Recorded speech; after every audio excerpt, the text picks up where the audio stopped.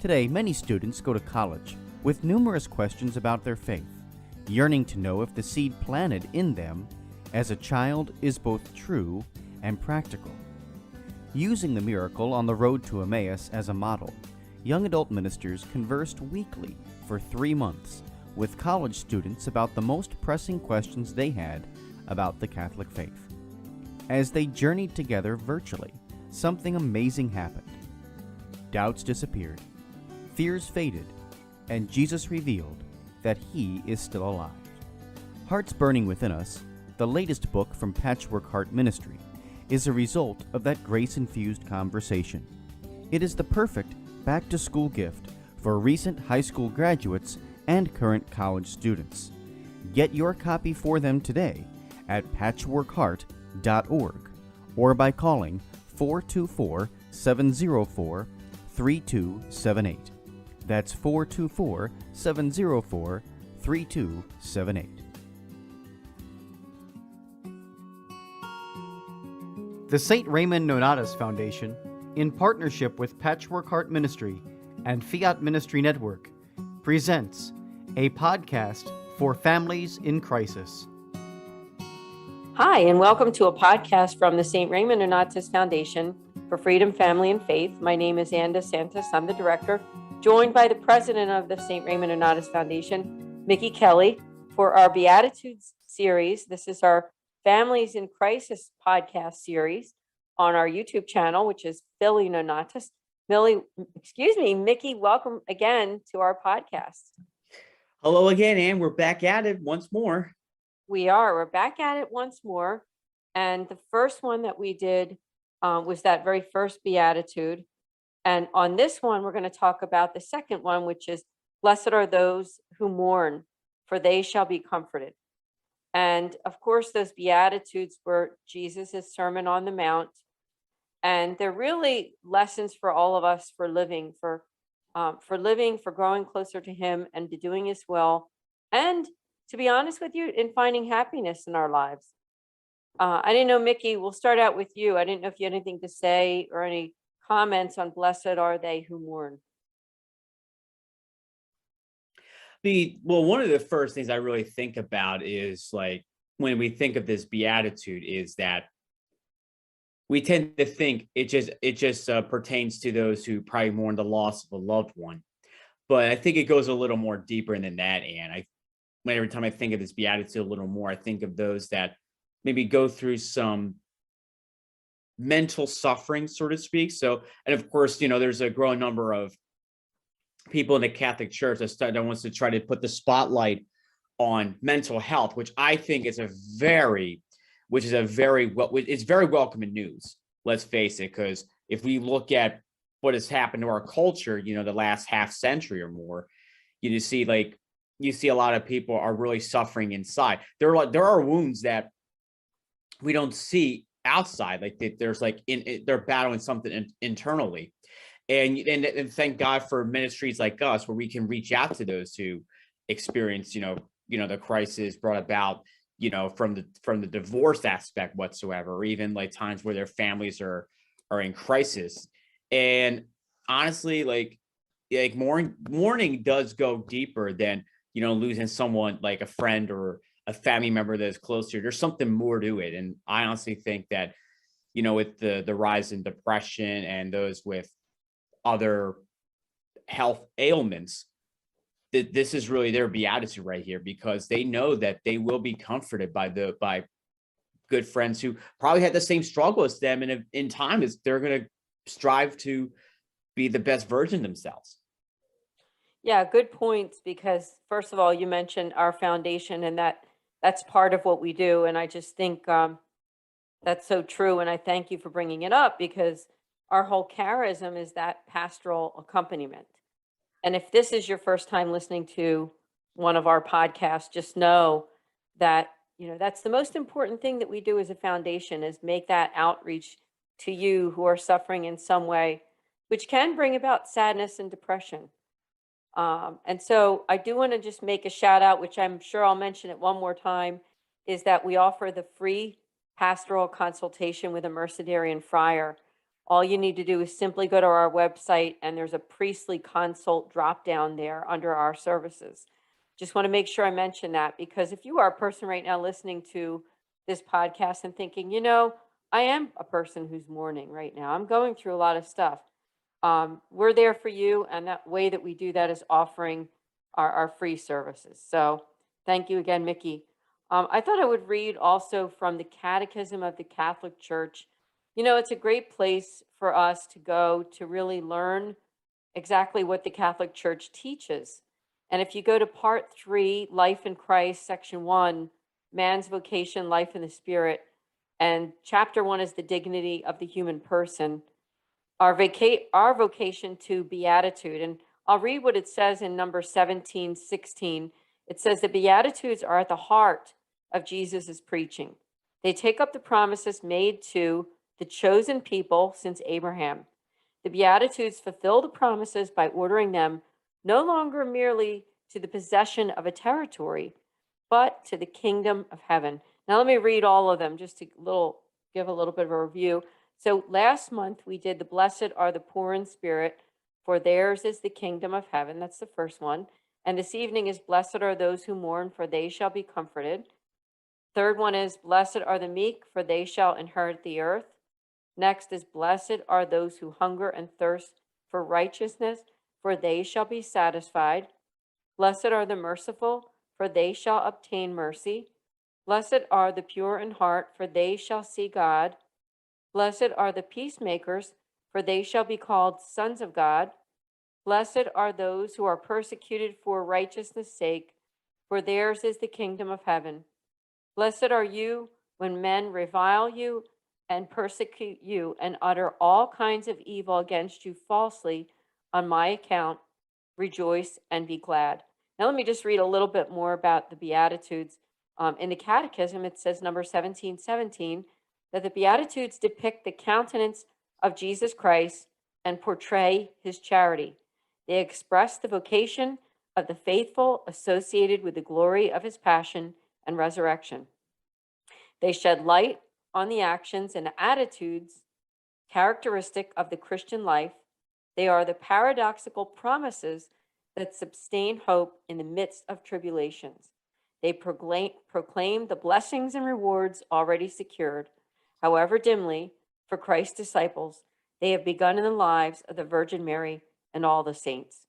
Now, we're taping this in December of 2021, and I'm sure that somebody's listening to this way beyond that, because our podcasts are always on demand. You can listen to them way later on. But we're in the Advent season right now, and they're mentioning the Blessed Mother. We just celebrated the other day, when we're taping this, the Immaculate Conception. Of course, that is the fact that Mary was conceived without sin. But on top of that, later on, Mary gave her yes, didn't she? She gave her yes to God. And we give our yeses, don't we? We do give our yeses every single day of our lives. And I think that when we give our lives to Christ, we're faced with these Beatitudes. And we're faced with mourning, because let's face it, in our world, there's suffering, isn't there? And when we're not afraid to suffer with those who are depressed, lonely, suffering, sad, condemned, whatever it is, we're going to feel some kind of sadness. But what the Lord is promising us in this beatitude is that we shall be comforted. So. Yeah, I completely agree with you on that one, Aunt, because like I said, like I've made the point in my opening statement about this podcast is, if we look at some of the saints in the church, you look at Saint Philomena, Saint Dymphna, you look at Saint Therese, Saint Teresa of Calcutta. Every single one of them, they suffered mentally. Even Saint John Paul the Great, he went through some mental trials when he lost very close family members and even friends. And but in the end, each and every one of them offered it to God. And, also like at the time of this taping, we were approaching the third Sunday of Advent. And the theme of that week is joy. They chose joy over sadness. And every Catholic that does choose joy, they engulf the world around them with the flame of love. Yeah, I mean, think about that, the flame of love, because love isn't afraid to confront suffering, is it? It is, isn't it? It's not. It is not afraid to go over to someone who's depressed, rejected, marginalized, lonely, on the fringes. And when we're Christians, when we are living as disciples of Christ, we're going to be called to reach out to the lonely. We're going to be called to reach out to those who feel not part of the rest of society for whatever reason. And so I think that the blessed are those who mourn are for those people who have made the decision that they do want to follow Christ. And let's face it, that's not always the easiest thing to do, is to decide I'm going to be a follower of Jesus Christ, who suffered and died for the sake of others to bring freedom to the entire world, freedom from sin. And so when we do that, we're also going to face that human suffering, I believe. And there's a little bit more if we take a look in the catechism. But before we do that, Mickey, I didn't know if you had anything else to say on what I just spoke of regarding the suffering. When we look, I would also say too, like the mental suffering, but there have been people that physically suffer for most of their lives. Like one story I remember hearing about is there was this police officer in New York that he was actually shot. He's actually shot during a line of duty to the point where he was paralyzed from the neck down. And he actually chose to forgive the person that shot him. And the two of them wound up doing speaking tours together about the theme of forgiveness and mercy. And he was like, well, of course, he was still paralyzed and everything, and he passed away back in like 2017. And then we also look at some of the people that maybe lose a limb, or if they had a life-changing experience, that probably have them lose the ability to walk or do this and that. And maybe they get a little upset because they're used to be so active doing this, and now they're slowing down. But let's face it, I mean, the fact that most of them just still keep going and going, it really says a lot. Yeah, there's a perseverance that comes with that. And I really believe that perseverance is through the Holy Spirit, because when you see some of the physical and even mental, psychological suffering that some people have been through, it's only really through God that they're able to continue. And so thanks for bringing that one up. Now, I want to mention also in the catechism, I said before you were ready to speak the last time around, is that desire for happiness is in the catechism, 1718. The Beatitudes respond to the natural desire for happiness. The desire is of divine origin. God has placed it in the human heart in order to draw man to the one who alone can fulfill it. We all want to live happily in the new human race. There's no one who does not ascend to this proposition even before it is fully articulated. How is it then that I seek you, Lord? Since in seeking you, my God, I seek a happy life, let me seek you so that my soul may live, for my body draws life from my soul, and my soul draws life from you. God alone satisfies. I mean, I think it's good for us to take a look at what the Catechism says about the Beatitudes, because what they come down to is happiness, right? It's that desire to feel happy. But you brought up the term joy, and I think that that's much more important than fleeting happiness that we can get in this life, because what the Beatitudes can give us, and even when you look at that second one, the blessed are those who mourn, for they shall be comforted. What the way that I would interpret that, as I said before, is that willingness to be a disciple of Christ, even to a point where you're not afraid to confront human suffering and comfort others, right? That's a job of all of us. It's the job of all of us to comfort those who are suffering. It's those who are feeling alienated or marginalized. And that's certainly what we try to do with the foundation.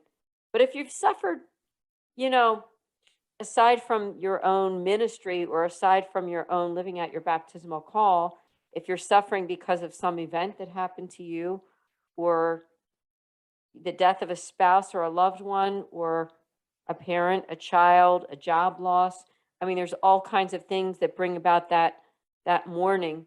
And we do want to address all of those.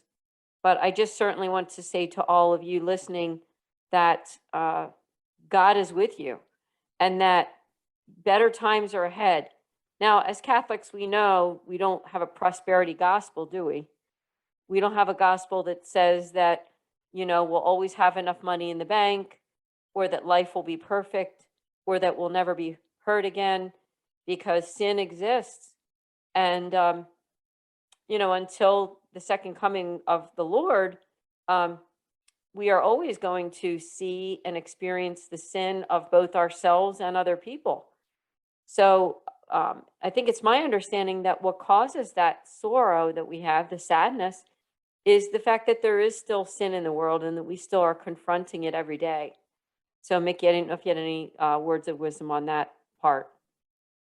Well, and I think you really touched on something right there. I feel like a lot of suffering really has to do to the fact that people are confronted with sin every day, whether it's, sins against the flesh, or even the sins that habitual sins, this and that. And of course, we shouldn't really be discouraged at all. Rather, we should just continue to do what our goal in life is, and that is to preach the gospel. And let's face it, not everyone can preach it through words. Most of us can preach it through actions too, or by our example. How many times have we saw saints that, we just got through the year of Saint Joseph, and there are no quotes from Saint Joseph at all in the Gospels, whether it's Matthew or Luke. Rather, there were some visionaries like Blessed Anne Emmerich, I believe. Yeah, she got visions of Saint Joseph, and there were other I would call them disciples of Saint Joseph, that not only had devotion to the Blessed Mother, but they also in turn developed a devotion to Saint Joseph. And there's that, as a matter of fact, I just recently consecrated myself once again to Saint Joseph through the 33 days format that Father Don Calloway wrote. That's kind of similar to the one from Saint Louis de Montfort for the consecration of Mary. So he did one for Saint Joseph, and there's no question, Father Calloway, he was overjoyed with the fact that Pope Francis dedicated a year to Saint Joseph. And that actually came a century and a half after Pope Pius the 9th, I think it is, or maybe 10th, but we'll be fact checked by our next episode anyway. So, but there was a time that there were some encyclicals that were coming out that to encourage a deeper devotion to Saint Joseph. Not only the fact too, there were things that were coming into the scene, such as communism, socialism, and these things that were going to have people, not understand, actually not be Saint Joseph in the workforce and everything. And of course, in the Catholic Church, they have drawn the line since the dawn, I should rather say the epiphany of I'm not sorry, the genesis of the Catholic Church. I mean, let's face it. Let's face it. You have high unemployment rates. You have inflation. You have this and that. And you also have a rise of sin in the world, whether it's against the flesh or habitual sins, which is, we're swearing, we're taking the Lord's name in vain. And there are times that most of the sins that are coming now, like, they're really going to be sins against the virtues.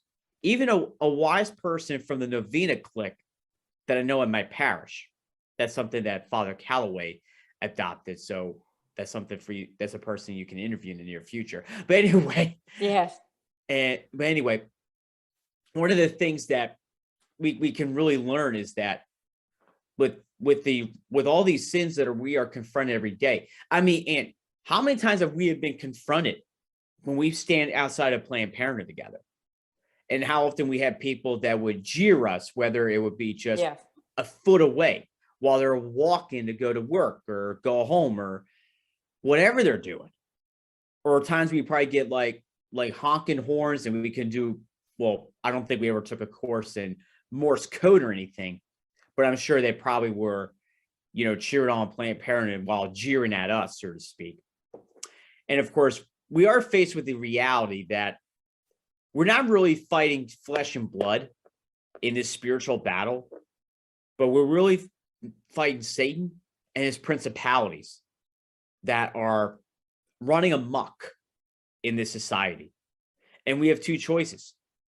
We could just sit and watch, like the second string team during a football game, or we can just step into the breach and fight it.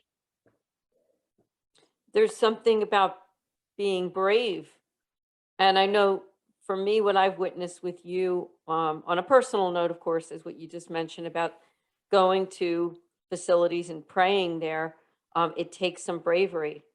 So I just want to just thank you for your commitment there, because that's a way that we can live out those Beatitudes, because we're protecting human life. Now, on the topic of this blessed are they who mourn, I found an article that I thought we could just kind of unpack a little bit. It's called Blessed Are They Who Mourn, and it came out from the Diocese of Little Rock. So I just found this article, and in the article, it says that on the topic of people who are sad and mourning, whether it be from the death of a loved one or something else, it gave some words of wisdom on that. It says that mourning as a form of prayer is more than grief experienced over loss. Mourning is the sense in the offering of our experience of loss to God, even when there is anger toward God, because we sense somehow that God was involved in taking away our loved one. Let's talk about that, because we're on this podcast, which is for families in crisis. Maybe you have a spouse that left you, or you are divorced or separated. Maybe you lost your job this year. Maybe one of your parents died or has cancer or some other illness. Maybe it's something else. Maybe it's loss of friends, or not feeling very welcome in your church community, work, or neighborhood. So I thought we could talk about these things, because people who are really suffering because of some kind of a loss, especially right now, we're taping this for the Christmas season. It's going to air that last Thursday of this month in December of 2021, although people can listen to it whenever they want to later on. I didn't know, Mickey, if you had any comments on that, because it's certainly a time, I think, that people reflect on the losses that they've had. And I just want to say to those people, don't give up, because God is with you no matter what. Yes, and I think now we're staying on topic here, of course. What's the meaning of the Beatitude of Mourning? Well, one of the things that I have seen, and there has been some funerals that I have attended over the years. One of the funerals that kind of stood out to me was about a year ago as we were coming out of the communist lockdown, I like to call it. I know, we were in the midst of a pandemic and everything, but in reality, I think it was a lot like a communist takeover. But it's one thing that I was noticing and one of the things that I really enjoy of some of the funerals that I have attended is listening to the eulogies. And most of the time, these eulogies, of course, the eulogies would share about the life of the deceased. And some of the eulogies that some of the things I really got out of the eulogies is that the person that would deliver it, they would share something that really speaks of the character of the deceased. The one in particular was given by his brother-in-law, and he would share some of the memories he had with him around Christmas time, of course, and how they would decorate the tree, and they would have, a couple of beers, reminisce about the good times and everything. And in fact, he actually got to the point where he actually nearly broke down because they were very close with each other. And considering the fact, too, that he was married to his sister for a long time, and they had 3 kids together. One actually died, was predeceased. He had a son. He passed away. I forget what happened, but and he also served our country proudly during the Vietnam War, but he never really talked about it. And that's common for a lot of Vietnam veterans. But anyway, some of the things and this would be a challenge too, to anyone that's listening to this podcast. I mean, someone could be listening to this after losing a very close loved one, whether it's a parent, uncle, aunt, in-law, cousin, whoever. Something I would challenge you to do is, if you were to give a presentation on the life of that close loved one that passed away, how do you want everyone attending the wake or funeral to remember that person? What are some of the characteristics that stood out about that person? And how can we apply it in everyday life? And through that, they will be comforted from that period of bereavement. Yeah, thank you for sharing. I think people need to hear that message, Mickey. So thank you, because, when the holiday comes, by that I mean Thanksgiving, Christmas, Easter, whatever it is, you can't help but think about the people that have gone before us. On a personal note, not to go into too much detail, but I will say that for my own family this past year, my husband lost both of his parents. So, of course, he's been praying every night for the repose of the soul of his parents who died 3 weeks from one another. And so when you go through something like that or some other loss, you can certainly understand that beatitude of blessed are those who mourn, for they will be comforted. And that meditation that I was just reading from the article from the Blessed Are Those Who Mourn from the Diocese of Little Rock, Arkansas. I'll just read it again because I think what it offered is something very important. It says that mourning as a form of prayer is more than the grief experienced over a loss. So I guess what I want to mention to you who are listening is that if you have gone through some kind of a loss, whether it is, as Mickey said, the loss of a parent, an uncle, an aunt, a cousin, a child, sometimes a good friend, a neighbor, a brother, a sister, I mean, the list goes on. Just know that mourning that you have is a sign of love, and that your tears, your depression, the feelings of loneliness, of sadness, are a form of a prayer to the Lord. So don't give up. the Lord is with you. And I just want to say that God hasn't given up on you. And this same article says that whether or not there's even a trace of anger in our mourning, when mourning is offered as a prayer, it is a prayer that will be answered by God. And then a little bit more, it says there's something more, however, and that is also contained in this beatitude. It tells us that we should mourn. At the time Jesus delivered the Beatitudes, his disciples were not mourning, and for good reason. But the time would come when they would mourn, and also for good reason. Now, there's a little bit more there too, but I'll just stop there and see if you, Mickey, had any words on that. Sure. And first off, I do want to commend you for sharing something personal that has happened to you this year. And I'm sure that it has been a tough time for your in-laws, generally Yes. speaking.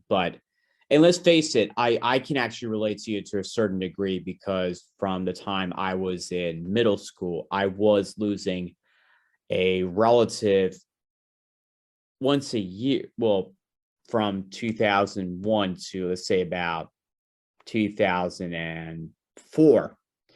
And I just remember, like, there are times like I was sitting at the dinner table on Christmas Eve or Thanksgiving, whatever the case is, and I was just like noticing that there was an empty seat somewhere, that it just actually made my heart sink.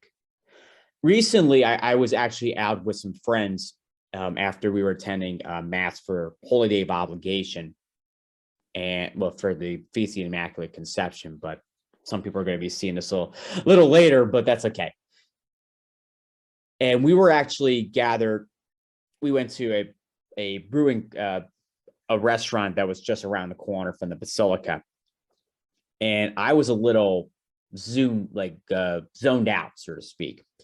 And someone kind of snapped me back to reality, and I did my best to kind of hinder it, but she sensed that there was like something wrong, so I had to open up, and I was like saying, yeah, it's like this time of the year. Because I honestly, and like for 20 years, like this time of year does get to me, because my grandparents are no longer with me, and there was just less and less people coming over my house on Christmas Eve, as well as Christmas night too, for the festivities. Even though there were times like, well, of course, we invited my cousins to come over in recent years, and they did fill the void a little bit, but the glue of the family, they have gone to their eternal reward and, be with Jesus, of course.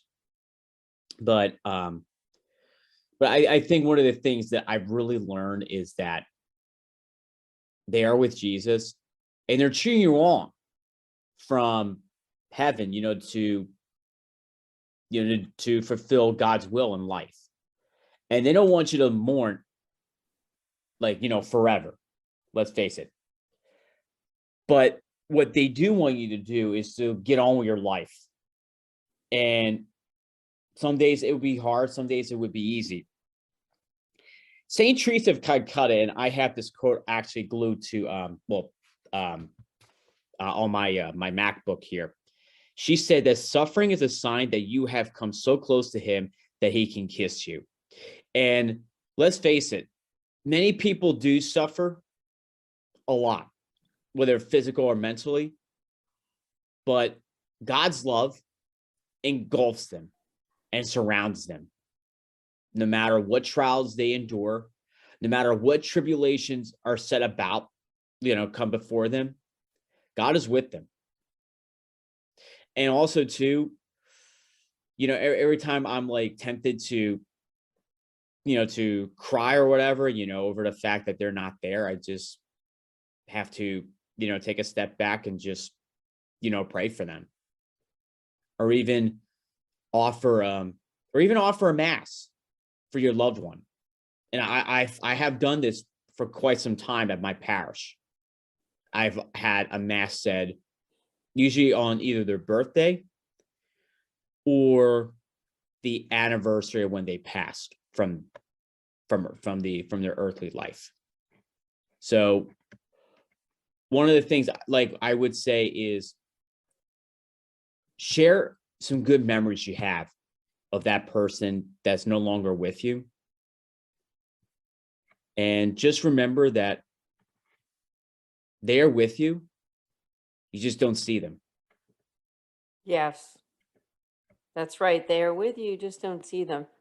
And what you said about the perseverance of life, because when we think about generation after generation of good lives that were lived and passed on, the baton was passed on to people like you, Mickey, to live a good life, and you are. And for those who are listening, same thing. So although you might feel mourning, God is by your side. I want to read a little bit more, if I could, from the Blessed Are Those Who Mourn. It says, and so it is, we continue to live our lives in Christ as those who both mourn and rejoice, with good reason for both. Our mourning, however, if it is both prayerful and biblically rooted, will not just be mourning for our personal losses. We are called to mourn together as Christians. We are called to do this communally and liturgically in penitential rites during Lent. We continue to grieve for our participation in human sinfulness, the sinfulness that sent Jesus to suffer and die on the cross. That's a good point. You know, we have losses that we've suffered, whether it be a loss of a loved one, a divorce, a separation, the ending of a friendship, or something else, or a job loss. And then we have those losses that are caused by human sin, not always by ourselves, but just from either other people's sin or even just from the world itself, because the world has sin in it. And sometimes it is our own personal sin too. Now, we're coming closely to a close in about 5 minutes for the podcast. Before we end, Mickey, I didn't know if you had any kind of, final words that you wanted to say on Blessed Are They Who Mourn. And I think we covered everything, but if there's one thing I do want to offer is that it's okay to mourn, but just always remember that, and honestly, it's better to mourn than to just bottle it up. Because if you do bottle it up, it's going to take over you. And I've had my share of doing that. But some of the things I would say you do is put everything, your mourning, your suffering, at the foot of the cross. Because let's face it, when Jesus hung on that cross on Good Friday, he did it for a reason. And it wasn't just the fall of humanity with all the sins of the flesh and everyone who was going to commit mortal sin time and time again, whether they were Catholic and name only politicians or people that fell away from the church because there are too many rules, or the Catholic Church is not with the times or whatever. He died for you. Yes. And he even died for those that was going to go through many of life's tribulations, good or bad. So never forget that Jesus is with you always. And even he said in the Gospel of John, in the world there will be many troubles and tribulations, but he overcame them. So if you can overcome your sufferings in life, so can Jesus. Amen. Amen. Wonderful words of wisdom by you. And I will end also by saying that something that I echoed at the beginning about our services, because blessed are those who mourn, for they shall be comforted. All has to do with what we do for as a foundation, the St. Raymond Nonnatus Foundation for Freedom, Family, and Faith. And that's what we're all about, those three things: freedom, family, and faith, and helping you to hold on to that. And don't ever let, life circumstances or your own grieving disconnect you from your faith. We're here for you. The church cares. We are the church. And we are here to walk with you side by side accompany you on the journey. So be sure that you make friends with us. I think what sets us apart as Foundation is that we offer that one-to-one personal consultation with a Mercedarian friar. The Mercedarian friars are the ones who founded us, and their charism is that willingness to give their lives for those in danger of losing their faith. If that's you, you're in the right place, right? You're in the right place. So I just want to thank you again, Mickey. Thanks for joining us for this podcast. Thank you, Anne, for having me. Everyone, we will see you all next month for the Beatitude series. We'll do the third one, the last Thursday of every month, but our podcasts are on demand. I want to thank our friends with Patchwork Heart Ministry and Fiat Ministry Network for streaming this podcast. God bless everyone and have a blessed Christmas season. Thank you for listening to this podcast. For more information about the St. Raymond Nonnatus Foundation, visit nonnatus.org or email director.srnf@gmail.com. Did you enjoy this podcast? Listen to other podcasts from Patchwork Heart Ministry by following Patchwork Heart Radio wherever you listen to podcasts. Today, many students go to college with numerous questions about their faith, yearning to know if the seed planted in them as a child is both true and practical. Using the miracle on the road to Emmaus as a model, young adult ministers conversed weekly for 3 months with college students about the most pressing questions they had about the Catholic faith. As they journeyed together virtually, something amazing happened. Doubts disappeared, fears faded, and Jesus revealed that He is still alive. Hearts Burning Within Us, the latest book from Patchwork Heart Ministry, is a result of that grace-infused conversation. It is the perfect back-to-school gift for recent high school graduates and current college students. Get your copy for them today at patchworkheart.org or by calling 424-704-3278. That's 424